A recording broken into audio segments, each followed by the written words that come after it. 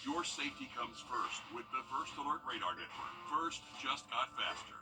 When you visit or work with Parker's Kitchen, your support makes a difference. You've helped us rank as Best Workplace in America. None of this happens without you. Thank you. Live from Augusta, you're watching News 1226 this morning. Good morning to you. 6 o'clock in the morning on your Saturday. It's going to be a beautiful day for your outdoor plans for today. Then we have a little bit of rain coming in tomorrow. It is Monday. We're keeping a very close eye on. That's why we do have the first alert for you on Monday. Probably in the afternoon, a chance of severe thunderstorms moves into the area. It is indeed severe weather season, so that'll be something we have to keep an eye on as we head into your work week. On your Saturday, the city hopes to have the cemeteries fully open by tournament week. And patrons aren't the only ones gearing up for Golf Week. SPCA Albrecht is hosting its third annual Playing for the Paws Golf Tournament. This is the first year the animal shelter is hosting two separate tournaments, an 18-hole and a 9-hole. The shelter says it's to expand the amount of people that can participate and raise more money. The events and fundraising manager says this event couldn't have been during a more critical time. Is huge. For example, just in the beginning of March, our intake numbers dramatically increased, especially compared to previous years. This year is setting up to be a big year for our shelter as far as the amount of animals that we're taking in and the capacity that we can hold right now. They say all proceeds go back to the operations of the shelter. And plans are underway for an affordable senior living apartment complex in the Sand Hills neighborhood. The site, the historic Weed School on Mount Auburn Street, Housing and Community Development purchased the decommissioned elementary school for Black children earlier this year. HCD wants commissioners to approve a $960,000 loan through the American Rescue Plan to construct the 48-unit complex tomorrow. The development is being named EW Estates in honor of Reverend Edmund G. Weed. He was the first rector of the Church of the Good Shepherd and planted the seed which sprang the school which bears his name. The same developers of Watson Point and Lennox are named on the project too. And being a first responder is not an easy job, and it truly takes a special person to fulfill that role. We're talking about the people who lay their lives on the line daily to help save ours. This week, the Gold Cross recognized two local paramedics as their first Friday hero. The first responders jumped into action to help a patient crying out for help last month at Piedmont. They say they're humbled to receive this honor. Yes. I mean, they don't deserve it. You know, it's just something we do every day. I don't deserve any recognition for it. You know, we're here to help others. I mean, you should be recognizing everybody who is on an ambulance or in the hospital. You know. Steve says he has been in emergency services for 25 years now. That's the man on the left. Scarberry is training right now, but soon he'll be advancing to the next step in his career. And coming up on Thursday, there's a public hearing for the proposed Powderhouse Road Connector project in Aiken. Wrdw Group. Now, your First Alert weather with meteorologist Chris Still. Time now is 6:11 on your Saturday morning. Great looking start to the weekend today. For the most part, yesterday's great looking weather is going to continue right through your Saturday. But we have first alerted for the chance of severe thunderstorms on Monday. All types of severe weather is still on the table at this point. Again, that looks to be on a Monday afternoon. Then we have also some rain come in here to finish out the weekend tomorrow. So it's definitely today is the day for your outdoor plans. Tomorrow, Monday, neither one look very good for outdoor plans. Staying dry on Saturday. We'll have the storms on Sunday. And then we do have the first alert there on Monday. We're just alerting you of a beautiful morning out there on our camera network. It is dark and early there in Grovetown. Temperatures are very, very warm. A lot of areas in the 60s early on this morning. Right now, 62 degrees in Aiken, 61 in Thompson. Coolest weather I can find is off to the east and down to the south where you have not had cloud cover overnight. So you're a lot cooler there in Allendale and Sylvania, all the way down there at 55 degrees. But even those temperatures are very warm for this time of the the day in this time of the year. Radar network is dry. It'll stay that way for you Saturday. Just disregard. Summer pays us a visit toward the end of the week. We'll be flirting with 90 by Friday, headed into next weekend. Well, every school in South Carolina could have life-saving technology soon that would allow teachers to call 911 with the click of a button.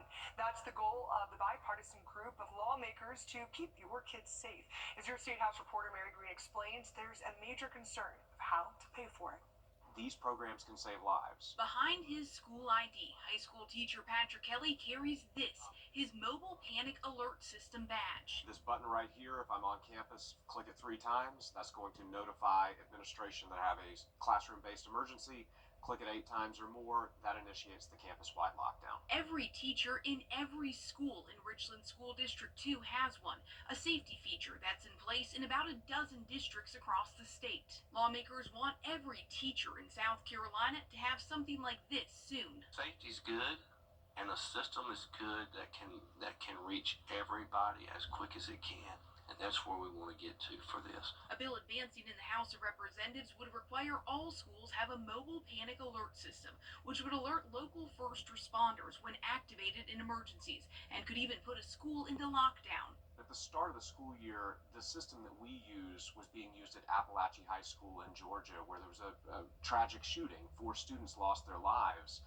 But because of the system they had in place, teachers reported universally that they were able to lock down even before gunshots were heard, and that unquestionably saved lives. The policy has the backing of groups representing South Carolina's teachers, school administrators, and school boards, but with one big concern. There is no funding attached to the bill to help districts cover the mandated costs. According to a fiscal impact report, districts claim the equipment could cost them between $90,000 and $10 million to install, plus thousands of dollars in annual maintenance fees per school.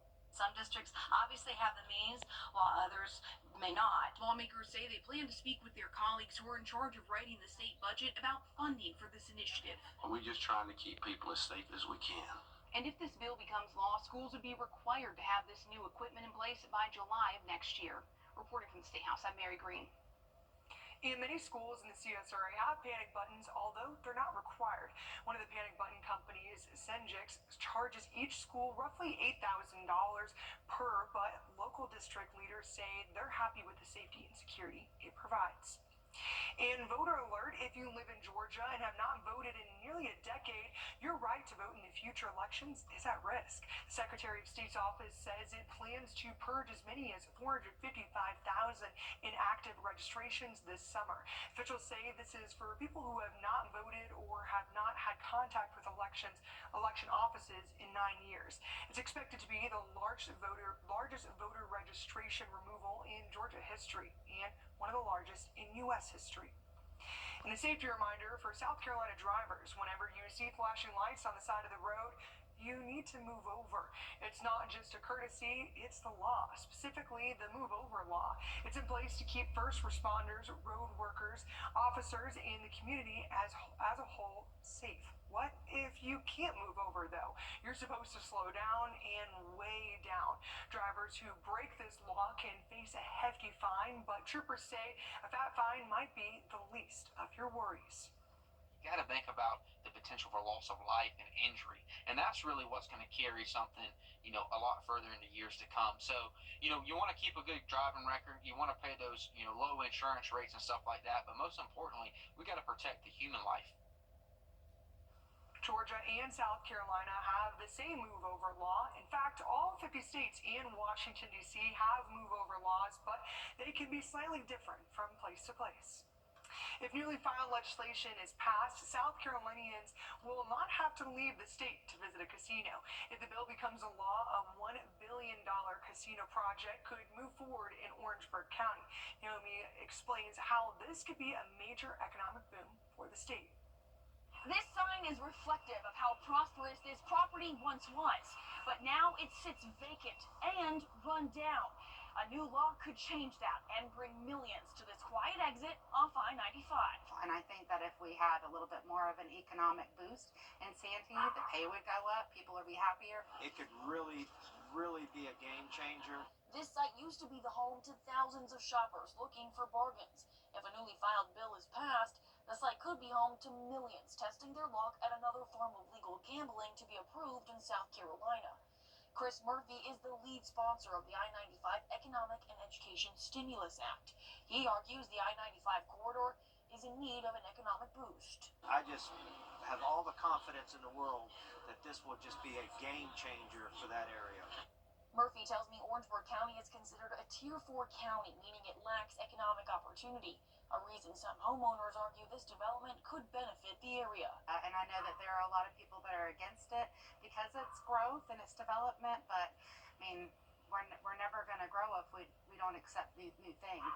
A spokesperson with the Santee Development Corporation says their development will do just that, with an estimation of nearly 5,000 jobs and a $75 million annual tax revenue.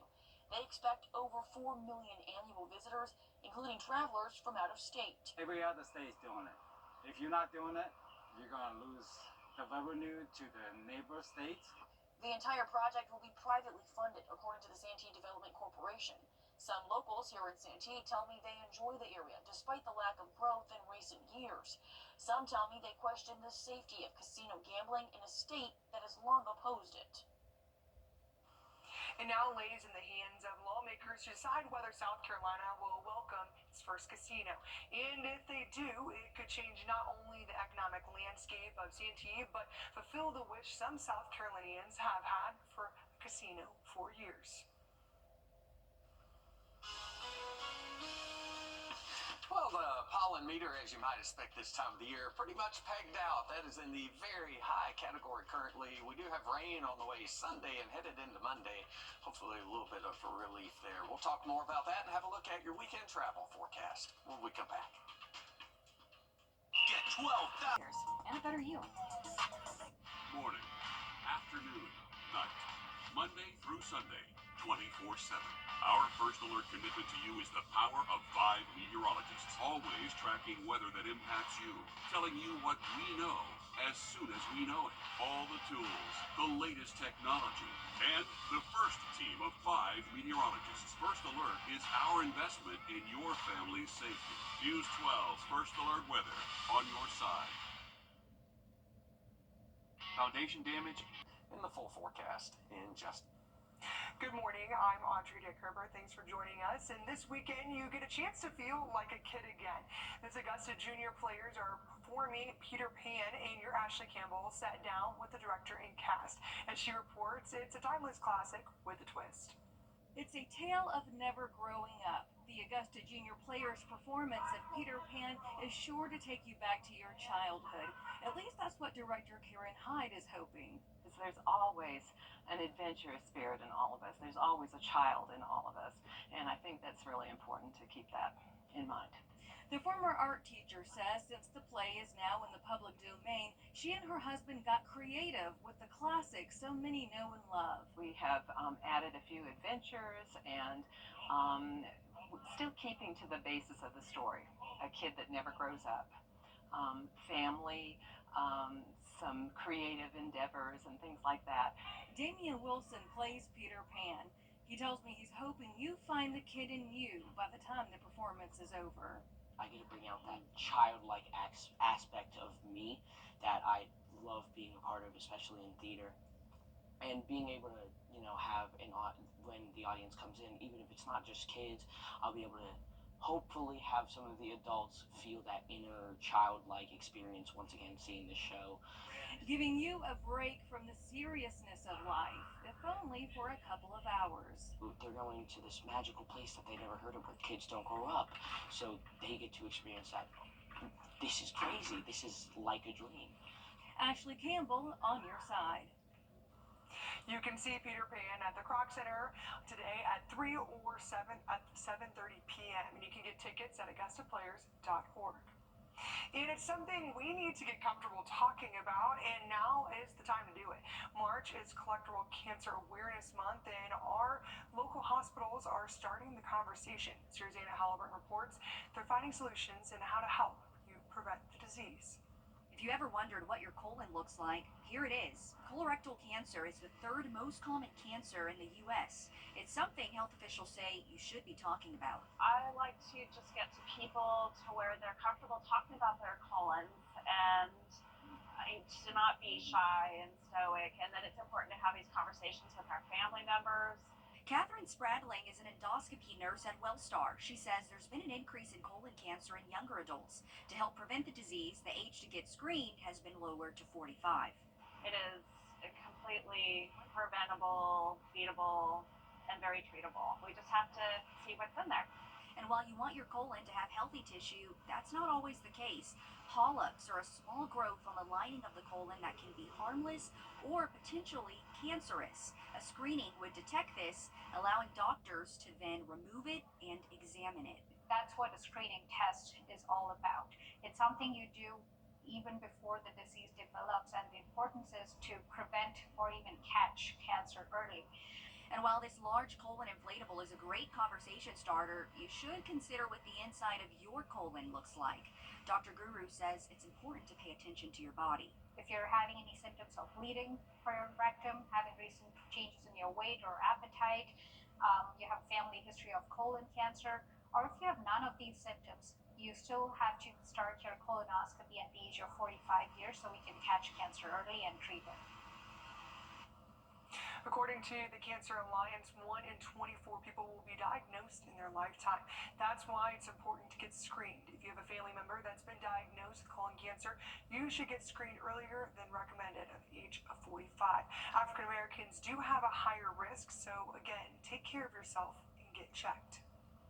The family Y of Greater Augusta has a million reasons to celebrate. 1,617,000 to be exact. That's how much money local YMCA branches raised this year during their annual campaign. That announcement came this week during their annual meeting featuring branches from Augusta, North Augusta, and Aiken, but also Thompson, Burke County, and even Jefferson County. That money will go right back into the community, funding the Y's mission of service. Also announced this week the kickoff of duck sales for the 2025 Duck Dash. The rubber ducks will once again take to the water at Savannah Rapids Park to help save local babies from SIDS, raising money to help buy cribs so they have a safe place to sleep. Last year, Hurricane Helene caused a scaled-back version of the fun, but the event this October should be back in full force. A fun event we're proud to be a part of right here, News 12. And this week was also about celebrating the volunteers and board members and employees. Your Meredith Anderson was honored to announce awards for those who've gone above and beyond and make our community a better place. With warmer weather on the way, South Carolina advocates are raising awareness for Lyme disease. It's spread by tick bites, which are more common in the warmer months when you spend time outdoors and in wooded areas. Since the symptoms of Lyme disease vary, it's commonly underdiagnosed. Those with the illness say they must band together to raise awareness and offer support. I tell everybody, I have such good bad news for you, right? Because the good news is I know what's wrong with you and you're validated. You're seen, you're heard, your symptoms are real, your concerns are legit. The bad news is Lyme disease. The good news is we've got treatment options for it, but it's a lifelong disease. Ticks are most active starting in March, according to the State Department of Public Health. You should thoroughly check yourself and your pets for ticks after spending time outdoors, especially because many bites can go undetected. See a doctor if a tick bite develops and bullseye rash at the site, and if you have joint pain or fever and flu-like symptoms. And some Georgia lawmakers say a database of kids who could be dangerous could help prevent school shootings. But some parents think that would be too broad, snare students who are not a real threat. Your Georgia State House reporter, Abby Kasoris, explains. If this would have been prevented, my granddaughters would still have their dad here. Sean and Kevin Zink at a state capitol hearing in honor of their son-in-law, Richard Aspinwall, one of 2 teachers and 2 students killed at Appalachia High School, a 14-year-old student accused of killing them. Part of what went wrong, it was a lack of sharing of information from the top down. They're advocating for House Bill 268. It would create the school and student safety database, building a list of students deemed a threat, managed by law enforcement. In the days following the shooting, we learned police were called to investigate the teen the year before. When he transferred, the school was not notified. For hopefully the intervention into these kids' lives, they obviously need help. Lawmakers looking to see if a bill meant to keep students safe could cause them harm. Kids make mistakes and then they learn better, right? That's part of growing up. Megan Gordon with the Council of American Islamic Relations says language barriers could allow for people to target minorities. Labeled a threat forever. The Georgia Emergency Management Agency testified no profiling, no mass surveillance. The system would only keep data for roughly 1% of students. I understand wanting to protect your child's privacy.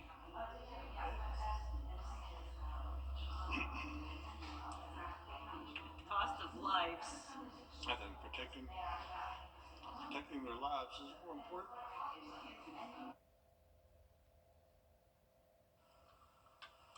And here's some events for your weekend. Take a look, and we'll be right back. And we are starting to see just a hint of daylight on the Grovetown camera early on this morning. Sunrise will be at 7:20. The high yesterday, 82. The low, 43. We're going to stay in the 80s for today, but there is rain on the way tomorrow. Maybe some strong thunderstorms to start the work week. We'll take a detailed look at your forecast when we come back.